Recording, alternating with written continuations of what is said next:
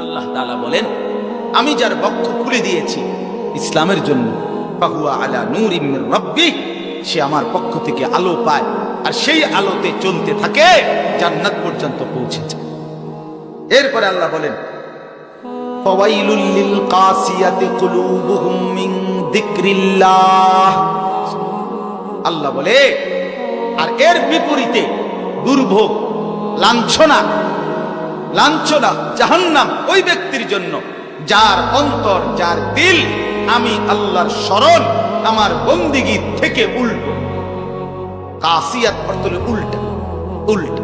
যে জীবনে সেজদা নাই, যে জীবনে গোলামি নাই, যে জীবনে নামাজ নাই, যে জীবন জানে না কোরআন কেমনে পড়ে, আহা, যে জীবন জানে না আল্লাহ কি, আখিরাত কি, হালাল হারামের পার্থক্য বোঝে না, 30 বছর সুদের ব্যবসা করে, 20 বছর ধরে ঘরে রঙিন টেলিভিশন চলে, 5 বছর 10 বছর ধরে কোনোদিন সত্য কথা বলে না।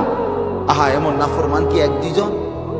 আল্লাহ বলে, এই যে মানুষগুলো আমি আল্লাহর শরণ থেকে যে উল্টো, আল্লাহ বলে তাদের জন্য ফাওয়াইলুন, দুর্ভোগ, লাঞ্ছনা, উলাইকা ফি যালালিম মুবিন, তারা সুস্পষ্ট গোমরাহি, পথভ্রষ্টতার মধ্যে নিমজ্জিত।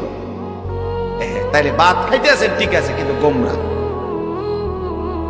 গুমজান ঠিক আছে, কিন্তু নামাজ, জিকির, বন্দিগি, আল্লাহর ইবাদত, হালাল হারামের পার্থক্য, কোরআনুল কারীমের তিলাওয়াত, দিন মোতাবেক চলা, এটা যার নসিব হয় নাই, আল্লাহ বলেন সে আমার পথের উল্টো, সে গোমরাহ, গোমরাহ, গোমরাহ, পথভ্রষ্ট।